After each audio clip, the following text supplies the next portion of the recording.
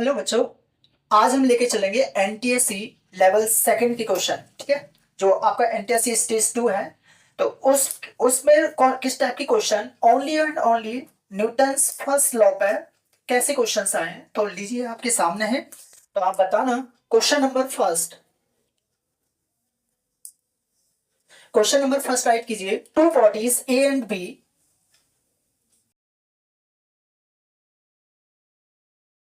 To bodies A and B of different mass are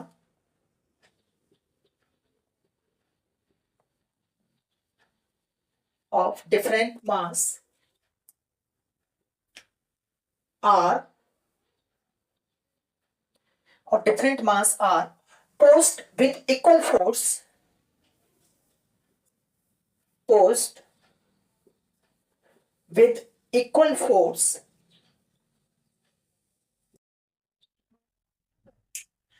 with equal force for equal time, for equal time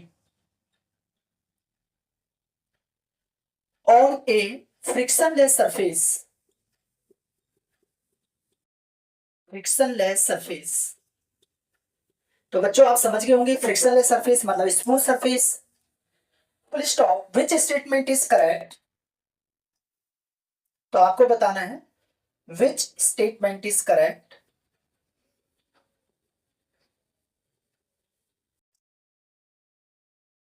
question mark. और बच्चों, ये रही आपके सामने option. Option A, both acquire equal velocity, both acquire equal velocity। Option B है, heavier body gets more velocity, heavier body gets heavier body gets more heavier body gets more heavier body gets more velocity।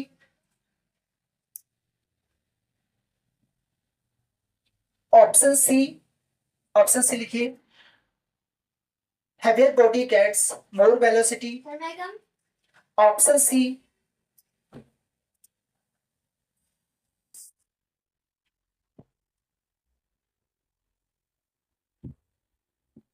heavier body gets less velocity। और option number D है, both remain at rest, both remain at rest। बच्चों बताइए, 30 second का time है, time हो गया start.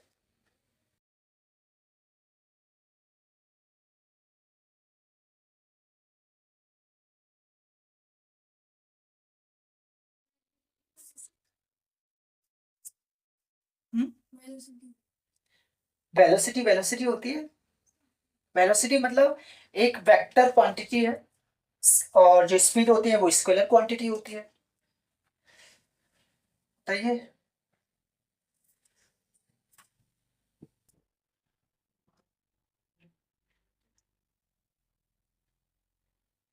तो बच्चों, इसका जो आंसर है वो देख लीजिए आप। चलो देखो, दो बॉडीज है A and B of different mass, अलग अलग मास की है। ठीक है, ध्यान से सुनना, अलग अलग मास की है। R post R post with equal force से पुश किया जा रहा है। ठीक है, दोनों बॉडी पे क्या किया है, इक्वल इक्वल फोर्स लग रहे हैं। अब ये कह रहा है फॉर इक्वल टाइम के लिए ऑन फ्रिक्शनलेस सरफेस है, यानी कि स्मूथ सरफेस है। तो आपको बताना है कौन सा स्टेटमेंट करेक्ट होगा। बोथ इक्वल वेलोसिटी, क्या दोनों में इक्वल वेलोसिटी लगेगी। अब ये कैसे कह सकते हो कि दोनों को इक्वल वेलोसिटी, माना कि कोई 500 केजी का कोई ट्रक है, कोई साइकिल है, तो आप क्या वो दोनों इक्वल वेलोसिटी से जाएंगे अगर दोनों में बराबर फोर्स लग रहा है तो? नहीं, साइकिल बहुत तेजी से जाएगी और कार को धक्का दो, कार इतनी तेजी से जाएगी? नहीं जाएगी। तो यानी कि ये रॉन्ग हो जाता है ऑप्शन। ऑप्शन बी चेक करते हैं, heavier body gets more velocity, यानी कि जो जितनी भारी, जितना जिसका ज्यादा मास होगा, क्या उसकी वेलोसिटी उतनी ज्यादा होगी जब उसको पुश करेंगे? तो नहीं, है ना। तो ये भी ऑप्शन गलत हो जाता है। Heavier body gets less velocity, यानी कि जो जितना ज्यादा मास होगा उसकी वेलोसिटी कम होगी धक्का देने पर, पुश करने पर, राइट। तो ये आंसर सी सही लग रहा है। बोथ रिमेन एट रेस्ट, क्या दोनों रेस्ट में रहेंगी पुश करने पर भी? नहीं। तो आंसर है सी ऑप्शन करेक्ट होगा बच्चों। आंसर इज करेक्ट, आंसर है C, heavier body gets less velocity. ठीक है, तो इसके पीछे कंसेप्ट लिखिए। कंसेप्ट क्या है इसके पीछे? कि inertia is directly proportional to mass. ठीक है, जिसका मास ज्यादा होगा उसका इनर्शिया भी ज्यादा होगा। और आपको पता है heavier resist change more, heavier resist change more, यानी कि अगर कोई बहुत हैवी बॉडी है, आप उसको, उसकी स्टेट को चेंज करोगे तो आपको ज्यादा, आपको दिक्कत आएगी, राइट, ज्यादा वो होगी। तो इसलिए इसमें वेलोसिटी कम लगेगी। ठीक है बच्चों, समझ में आ गया सबको? प्लीज राइट डाउन, फिर इसके बाद नेक्स्ट क्वेश्चन लेके चलेंगे। बच्चों अब हम लेके चल रहे हैं क्वेश्चन नंबर 2। ठीक है बेटा, क्वेश्चन नंबर सेकंड। तो वेरी इंपॉर्टेंट क्वेश्चन है बच्चों, एनटीएससी लेवल का है, सेकंड स्टेज का। तो बताना आप, विच ऑफ द फॉलोइंग सिचुएशंस, ठीक है, अभी आप लिखो ये बात, पहले आप समझ लो। Which of the following,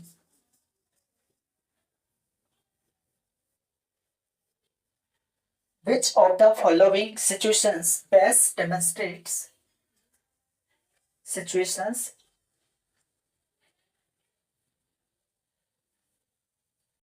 best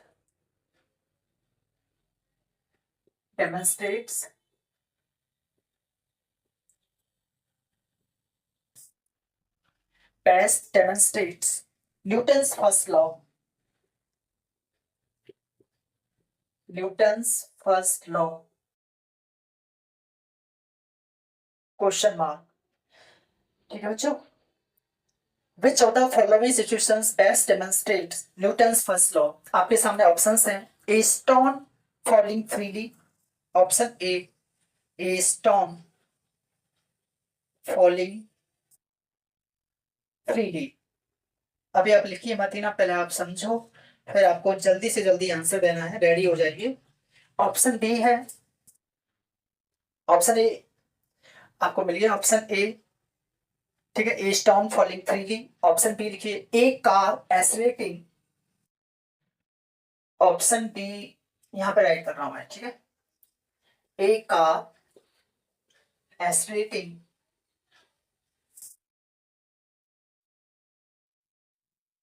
A car accelerating on road. Option C, a spacecraft moving, a spacecraft moving, a spacecraft moving in deep space, in deep, ठीक है, in deep space with engines off, in deep space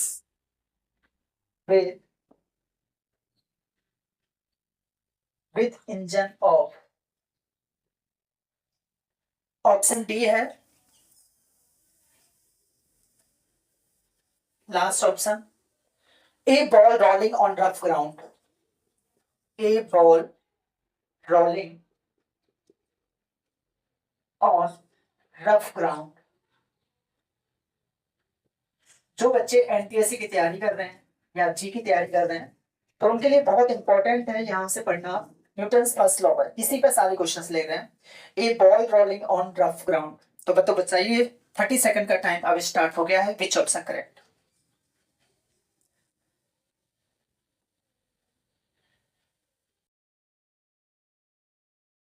मैं आपको समझा देता हूँ। तो yes, हाँ बताइए। सी। सी, आप बताइए। सी।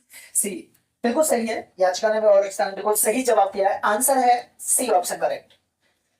ठीक है, आंसर है इसका सी ऑप्शन करेक्ट है। तो मैं याचिका से बोला, याचिका आपने C, why did you tell C answer? बाकी में फोर्स लग रहा है, आपने बताया था इनर्शिया में जो ऑब्जेक्ट मूविंग में रहेगा वो मूविंग में रहेगा, और रेस्ट की कंडीशन में रेस्ट ही रहेगा, तो बाकी ना फोर्स अप्लाई हो रहा, इनर्शिया केस में फोर्स नहीं लगता। बिल्कुल सही है, एब्सोल्युटली करेक्ट। तो याचिका कह रही है कि सब हर एक क्वेश्चन में फोर्स लग रहा है कहीं ना कहीं, लेकिन सी ऑप्शन में फोर्स नहीं है कि इंजन ऑफ कर दिया गया है और वो कांस्टेंट वेलोसिटी से मूव कर रहा है। ठीक है, which of the following situations best demonstrate Newton first law? A stone falling freely, एक पत्थर है वो मतलब स्वतंत्र रूप से फॉल कर रहा है, गिर रहा है, तो नेचुरल वो नीचे गिर करके रुक जाएगा, तो ये नहीं हो सकता। ठीक है, ये नहीं हो सकता। ऑप्शन बी है, एक कार है स्लेटिंग ऑन रोड, एक कार है आपने उसको फोर्स लगाया तभी तो स्लेट कर रहा है वो, तो यानी कि ये नहीं होगा। थर्ड, सी अभी बताते हैं। डी ऑप्शन है, a ball rolling on rough ground, rough ground पर है यानी कि फ्रिक्शन लगेगा तो बॉल रोल करते हुए रुक जाएगी, तो यानी कि ये भी नहीं होगा, यहाँ पे भी फोर्स लग रहा है। लेकिन जो सी ऑप्शन है, space craft moving in deep space with engine of, engine of कर दिया गया है उसके बावजूद भी स्पेस क्राफ्ट अपनी डीप स्पेस में मूव करे जा रहा है, करते जा रहा है, यानी कि कांस्टेंट वेलोसिटी से।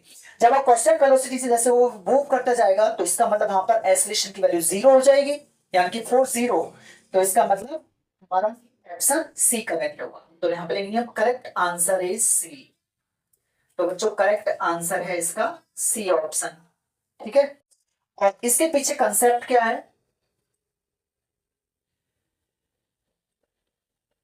कंसेप्ट हम लिख सकते हैं कि law is the best seen, law is best seen when external force is equal to 0, when external force is equal to 0, यानी कि एक्चुअल में क्या है कि इंजन को ऑफ कर दिया गया है, कोई फोर्स नहीं लग रहा है, अपनी कांस्टेंट वेलोसिटी से वो मूव कर रहा है, तो यानी कि लॉ, ये जो न्यूटन्स फर्स्ट लॉ है, ये सबसे टॉप है, सबसे बेस्ट है, देखा जा सकता है जब एक्सटर्नल फोर्स 0 हो जाता है। ठीक है बच्चों, आगे समझ में सबको, इसको राइट कर लीजिए, फिर नेक्स्ट लेके चलते हैं क्वेश्चन नंबर 3। पहले इसको राइट कर लीजिए आप आराम से, कोई दिक्कत नहीं है बच्चों। बच्चों अब लेके चल रहे हैं हम क्वेश्चन नंबर 3। तो थर्ड क्वेश्चन भी दैट इज वेरी इंपॉर्टेंट है, बताना guys. A block is at rest, A block, A block is at rest, ध्यान से सुनना, ए ब्लॉक रेस्ट में है। ठीक है, लिखना मत अभी, पहले आप समझ लीजिए। A block is rest on a table, on a table यानी कि टेबल पर रखा हुआ है। ठीक है, अपनी रेस्ट पोजीशन में रखा हुआ है।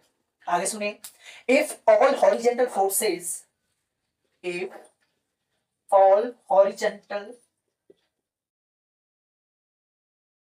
if all horizontal forces, if all horizontal forces are removed, are removed, यानी कि जो हॉरिजेंटल फोर्सेस जो लग रहे हैं ना उनको निकाल दिया गया, उनको हटा दिया गया, all horizontal forces are removed, then इसका मतलब हॉरिजेंटल फोर्सेस जब रिमूव कर दी जाएंगे, फिर आप सोचना तो क्या, देन देन अब आपको बताना है ऑप्शन ए, ये रहा गाइस आपके सामने option A, block will start moving,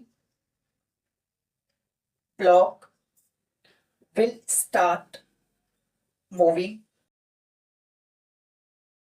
option B है block will remain at rest, block will remain at rest, option C block will accelerate, block will accelerate, और ऑप्शन डी है बच्चों last, block will move upward, block move upward। बताइए which option correct? B. B. B. Answer बिल्कुल सही बताया, सभी बच्चों ने, बहुत मुझे खुशी हुई है, देखते ही उन्होंने कहा है सर बी ऑप्शन करेक्ट होगा। ठीक है, तो अच्छा आप बताइए सब है बी। से क्योंकि मतलब वो रेस्ट पे रखा है, उसमें से हॉरिजॉन्टल फोर्स अगर लगा दोगे तो जैसे मतलब पहले वो ग्रेविटी से था ना, उस पे ग्रेविटेशनल फोर्स जैसा पहले था वो सेम इस टाइम लग रहा है उसमें से, क्योंकि हॉरिजॉन्टल फोर्स। आप बताओ यार ग्रेविटी कहाँ से, आप बताओ। सर इसमें जो ब्लॉक है उस पे से हॉरिजॉन्टली फोर्स सारे हटा दिए, हाँ। तो पहला जो सी वाला है एसिलेट वाला वो तो होगा ही नहीं, क्योंकि वरना इनर्शिया ही नहीं कहलाएगा। और डी वाला अगर अप बढ़ जाएगा तो ग्रेविटी आ जाएगी उसमें, और ए और बी वैसे होगा। पर फोर्सेस जब सारे हटा दिए तो वो मूव भी नहीं करेगा, बिल्कुल भी रेस्ट पे ही रहेगा। बिल्कुल सही बात है, यानी कि जब थोड़े जितने भी हॉरिजॉन्टल फोर्सेस लग रहे हैं तो वो हट गए, तो मतलब बॉडी जैसे रेस्ट में तो वो रेस्ट में ही रहेगी, यानी कि कोई एक्सटर्नल फोर्स लग ही नहीं रहा, नेट एक्सटर्नल फोर्स इज 0। तो यही है इसका answer, C B option correct है। तो लिखिए इसमें करेक्ट आंसर, अब लिख लीजिए बच्चों, correct answer B option correct है। इसके पीछे कंसेप्ट लिखिए,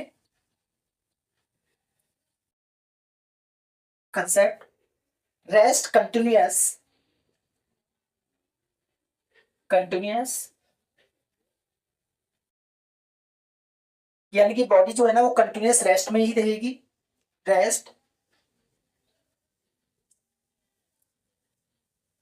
rest CONTINU, continuous, okay, continue, Yes. Continue में ही रहेगी, अनलेस, अनलेस फोर्स एक्ट्स, जब तक कोई फोर्स एक्ट नहीं करता है। तो बच्चों यहाँ पर एक ब्लॉक है वो रेस्ट में है, टेबल पर है, हॉरिजॉन्टल फोर्सेज हटा दी गई, तो बी ऑप्शन ये होगा कि block will remain at rest, क्योंकि सभी जो फोर्सेज है वो बैलेंस्ड है। ब्लॉक इसमें ए ऑप्शन नहीं है, क्यों नहीं है, क्योंकि ब्लॉक विल स्टार्ट मूविंग, जब हॉरिजॉन्टल फोर्सेस सारे हटा दिए गए तो ये तो मूव करेगा ही नहीं, ये तो बिल्कुल गलत है, क्योंकि मूव कराने के लिए फोर्स लगाना पड़ेगा। C option block will accelerate, इसमें भी फोर्स लगाना पड़ेगा, ये भी गलत है, जब फोर्स हटा ही देंगे तो ये तो होगा ही नहीं। ब्लॉक मूव अपवर्ड, इसमें भी फोर्स लगता है, ये भी गलत है, नॉर्मल फोर्स लगेगा ना, मतलब ग्रेविटी के जस्ट अपोजिट में, तो ये भी गलत हो जाएगा। आंसर है बी ऑप्शन करेक्ट। ठीक है बच्चों, आगे आप सबको समझ में, प्लीज राइट डाउन, फिर इसके बाद नेक्स्ट क्वेश्चन लेके चलते हैं। इसके बाद हम लेंगे क्वेश्चन नंबर 4। तो बच्चों अब लीजिए question number 4, NTSC level second, जो आपकी फर्स्ट लॉ पर ही डिपेंड है, न्यूटन के फर्स्ट लॉ पर। क्वेश्चन नंबर 4 बताइए, वेरी इंपॉर्टेंट क्वेश्चन है बच्चों, ये कर्व्स के से रिलेटेड है। ठीक है, तो विच ग्राफ बेस्ट, अभी ना आप लिखना मत बच्चों, है ना, बस आप समझिए फिर तुरंत आंसर देना। Which graph best, which graph best represents motion, represents motion, represents motion under Newton's first law, under Newton's first law, question mark. तो बच्चों ये रहा आपके सामने option A, distance time curve, distance time curve, option B velocity time sloping line, velocity time sloping line, option C, option C है velocity time horizontal line, velocity time horizontal line, horizontal line, और last option number D है बच्चों acceleration time constant line, acceleration time constant line.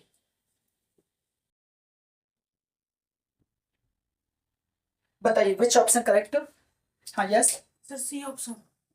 बिल्कुल सही है, answer है आपका सी option correct है, क्योंकि आपको पता है आप इन्हें नॉर्मल वे में आंसर देना है बस, कि भाई ये इसमें क्या है हॉरिजॉन्टल लाइन है। ठीक है, तो वेलोसिटी टाइम कर्व और हॉरिजॉन्टल लाइन में, और रियल में ही सच बात है, अगर यूनिफॉर्म मोशन हो रहा है तो हॉरिजॉन्टल लाइन में। ठीक है, तो आंसर है आपका question number C option correct है। इसमें एसलेशन आ रहा है, ये तो होगा ही नहीं, ठीक है। इसमें स्लोप है, मतलब वो ऐसे स्लोपिंग, मतलब वो टेंजेंशियल स्लोप, मतलब कुछ एंगल से वो घूमेगा, तो ये भी नहीं है। ए ऑप्शन डिस्टेंस टाइम का कर्व में हो, तो ये भी नहीं है, कर्व भी नहीं हो सकता, स्लोप भी नहीं हो सकता, और ये एसलेशन भी नहीं हो सकता। तो आंसर ओनली बचता है आपका सी। तो लिखिए इसका आंसर बच्चों, अब लिख लीजिए आप, correct answer is C. C option correct होगा। और इसमें आप लिख लीजिए कांस्टेंट वेलोसिटी, इसका कंसेप्ट क्या है? कंसेप्ट है कांस्टेंट वेलोसिटी।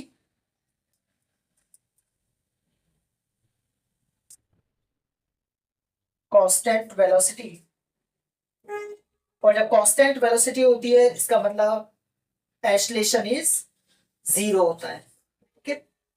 तो कांस्टेंट वेलोसिटी यानी कि जीरो एस्लेशन। तो बच्चों ये क्वेश्चन नंबर 4। नेक्स्ट क्वेश्चन लेके चलते हैं, अभी इसको राइट कर लीजिए आप। तो बच्चों ये लीजिए आप क्वेश्चन नंबर 5। क्वेश्चन नंबर 5 आपके एनटीएससी लेवल सेकंड का वेरी इंपॉर्टेंट और फेवरेट क्वेश्चन है एनटीएससी का बच्चों, वेरी इंपॉर्टेंट, एंड हम बोल सकते हैं एनटीएससी का मतलब फेवरेट क्वेश्चन है, कई बार आया हुआ है, ठीक है। अब आप लोग सर वो कैसा क्वेश्चन है, तो ये रहा आपके सामने। व्हेन ए टेबल क्लॉथ, अभी अब लिखना मत बच्चों, है ना, बताना। When A table cloth, when a tablecloth is pulled suddenly, is pulled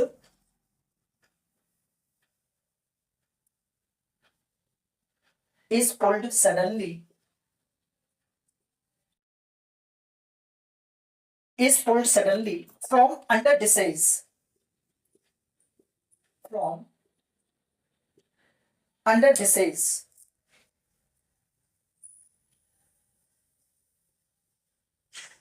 ठीक है, कॉमा द डिसीज, आप यहां, ठीक, आप आगे आ जाओ। फ्रॉम, नेक्स्ट लिखिए, from under disease, comma the disease remain, the disease remain, अंश आप पीछे चले जाओगे। The disease remain almost in the same place,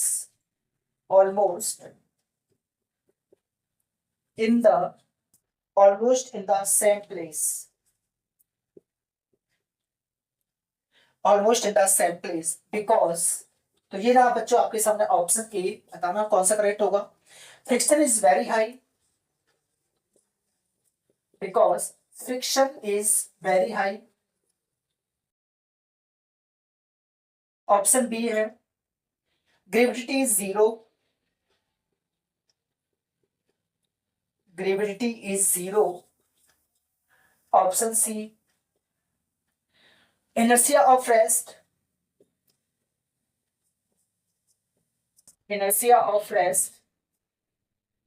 और लास्ट ऑप्शन डी है बच्चों एक्शन रिएक्शन।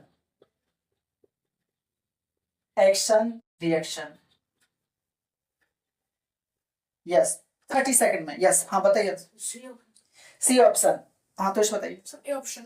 ए ऑप्शन, तो आंसर है सी ऑप्शन करेक्ट होगा, बिल्कुल सही बात है। तो इसका आंसर हम लिखेंगे बच्चों, the correct answer is C, correct answer is C option correct होगा। आप इसका पीछे प्यार देखो, आपको वैसे भी पता है when a tablecloth is pulled suddenly from under disease, ठीक है, वो एक्चुअल में क्या है कि जो टेबल क्लॉथ होती है ना, वो डिशों के अंदर है, नीचे से लगी हुई ना, और डिश ऊपर रखी हुई है। जैसे ही आपने कपड़ा हटाया तो डिश नहीं गिरती हैं, वहीं रहती हैं। तो किस कारण है? इनर्शिया ऑफ रेस्ट, ठीक है ना, इनर्शिया ऑफ रेस्ट के कारण ही है, जो वहीं की वहीं है। अब ये क्यों नहीं है? फ्रिक्शन इज वेरी हाई, क्योंकि फोर्स थोड़ी लग रहा है उसमें, ठीक है। तो फोर्स कोई लग नहीं रहा, तो क्या ऐसा फ्रिक्शन वेरी हाई हो गया है, वो तो वहीं की वहीं पर है। अच्छा, ग्रेविटी इज जीरो, तो देखो ग्रेविटी इज जीरो तो होगा नहीं, क्योंकि वो जो आपका वो जो डिसीज रखी गई है ना, तो नीचे की साइड से तो मतलब आपको लग रहा हुआ है ग्रेविटी, यानी कि फोर्स लग रहा है ड्यू टू ग्रेविटी, और ऊपर से नॉर्मल रिएक्शन लग रहा है mg के इक्वल, तो इसलिए वो वहीं की वहीं पर है, ठीक है। तो ये तो जीरो तो होगा ही नहीं, क्योंकि वैसे भी आपको पता होता है, मालूम है कि ग्रेविटी जो है एक्सेलरेशन ग्रेविटी कितना होता है 10 मीटर पर सेकेंड स्क्वायर और 9.8 मीटर पर सेकेंड स्क्वायर होता है। ठीक है, तो ये तो होगा नहीं बच्चों, और एक्शन रिएक्शन ये भी नहीं होगा, तो आंसर क्या है आपका सी ऑप्शन करेक्ट है। ठीक है, इसको राइट कर दीजिए। फिर नेक्स्ट लेके चलते हैं। तो बच्चों ये रहा आपके सामने क्वेश्चन नंबर 6। ठीक है, बताना बच्चों, टू आइडेंटिकल ब्लॉक्स, मतलब दो अलग अलग ब्लॉक हैं, टू आइडेंटिकल ब्लॉक्स। ठीक है, दो अलग अलग ब्लॉक हैं, two identical blocks are placed on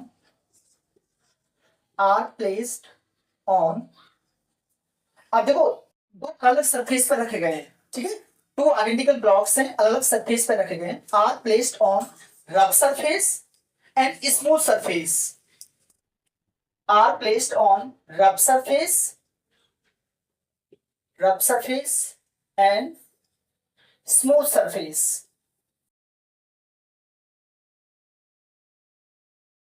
respectively, full stop.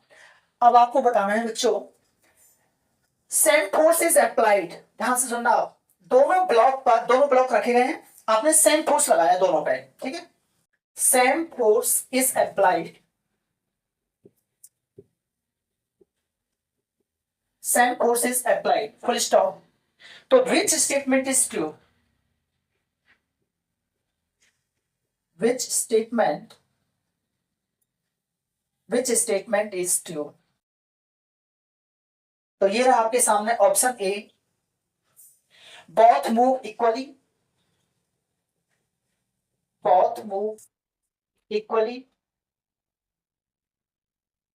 Option B, तो बच्चों ऑप्शन बी लिखिए, ऑप्शन बी है रफ सरफेस ब्लॉक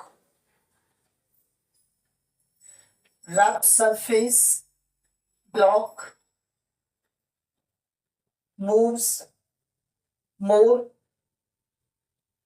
मतलब रफ सरफेस पर जो ब्लॉक लगा है वो ज्यादा मूव करेगा। Option C, smooth surface block moves more, smooth surface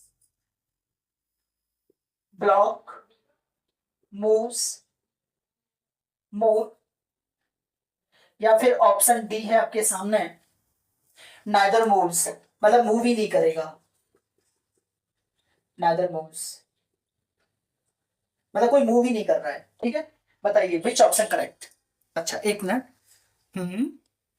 very good. अच्छा और कौन हाथ उठा रहा है, वेरी नाइस। ठीक है, हाँ चलो तो आप बताइए। Option C. ऑप्शन सी, हाँ आप बताइए। ऑप्शन सी, तो आप बताइए ऑप्शन सी क्यों है। क्योंकि सर जो ऑप्शन वो है ना स्मूथ सरफेस वाला, सर उसमें फ्रिक्शन कम लगेगा, मतलब ज्यादा लगेगा। बिल्कुल सही बात है, ऑप्शन सी ऑप्शन करेक्ट है। तो लिखिए बच्चों, answer is correct answer is C. ठीक है, इसके पीछे कंसेप्ट लिखिए, कंसेप्ट क्या है, इसका रीजन क्या है। रीजन यही है कि जो नेट फोर्स है वो ग्रेटर होता है, नेट फोर्स, ठीक है ना, net force is greater on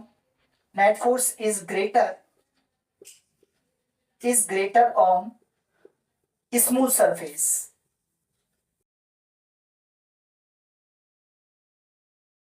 क्योंकि आपको पता है रफ सरफेस में तो क्या होगा, आपको बहुत ज्यादा फोर्स लगाना पड़ेगा, तभी फिर क्या है दूसरा अपोज कर रहा है फोर्स, ठीक है, वो जाएगा नहीं इतना जल्दी से।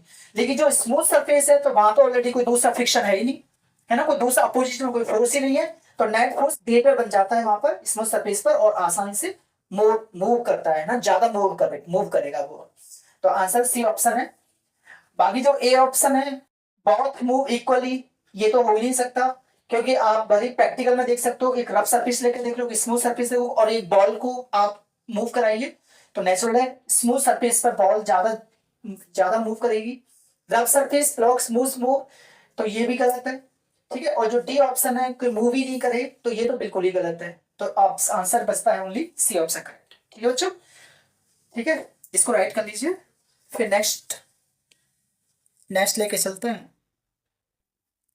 तो बच्चों ये रहा आपके सामने question number 7, that is very important. ठीक है, अब आप कहोगे वेरी इंपॉर्टेंट से कैसे, आपको देखते ही पता चल जाएगा क्वेश्चन को। इंटरेस्टिंग है। A heavy and a light object, A heavy and a light object. देखो मैं आपको साथ साथ एक्सप्लेन भी कर रहा हूं तो आप बता देना। हैवी है और लाइट ऑब्जेक्ट है, आपके सामने बच्चों दोनों है। ठीक है, a heavy and a light object have the same inertia. ये लो जी, have the same inertia, have the same inertia, have the same inertia when. अब आप ऐसा नहीं कह सकते कि sir have the same inertia और एक हैवी और एक light object, how is it possible. हमें ये सोचना ही नहीं है भाई, ये क्वेश्चन में दे रखा है हैव द सेम इनर्शिया, तो व्हेन। अब बताना बच्चों, option A, they move with same velocity, they move with same velocity. Option B, their masses are equal, their masses are equal. Option C, they have same momentum, they have same momentum.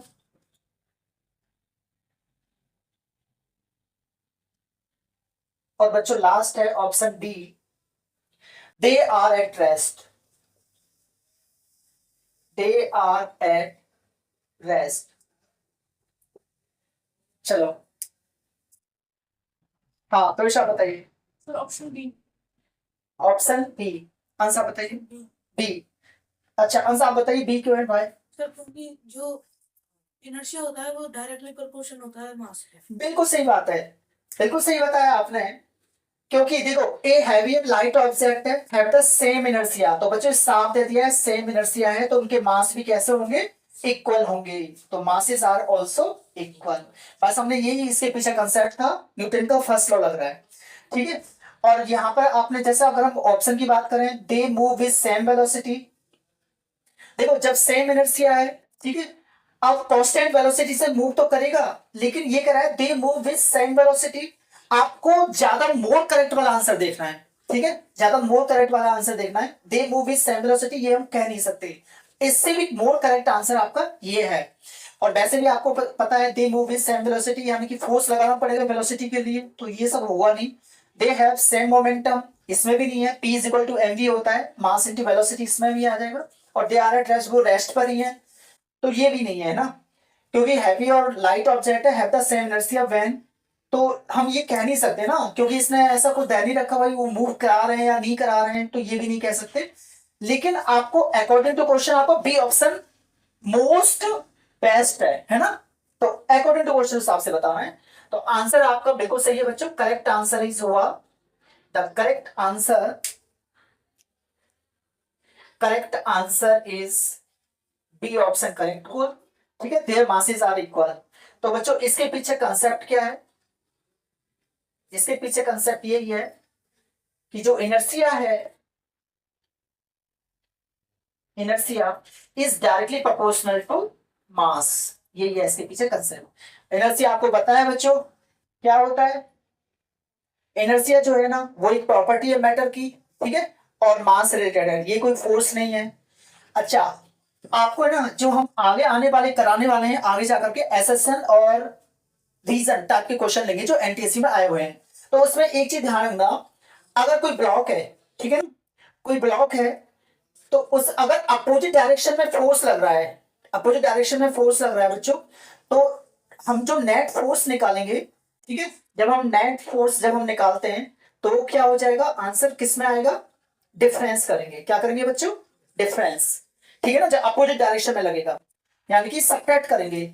और जब अगर कोई block है वो एक ही direction में जा रहा है, ठीक है, और इधर से भी कोई फोर्स लगा रहा है और इधर से, मतलब दोनों कहने का मतलब है एक ही डायरेक्शन में दे रहे हैं, जब एक ही डायरेक्शन में दे रहे हैं तो फोर्स क्या होगा, नेट फोर्स क्या होगा, ऐड होगा, बिल्कुल सही है। नेट फोर्स बच्चों हम उस केस में प्लस करेंगे और इस केस में क्या करेंगे, माइनस। ठीक है, ये हम आगे चलेंगे। ठीक है बच्चों, तो आज के लिए इतना ही इस वाले केस में। एनटीसी में ही हम एसएसएन और डीजल लेंगे। ठीक है, नेक्स्ट क्लास में। Okay, thank you so much.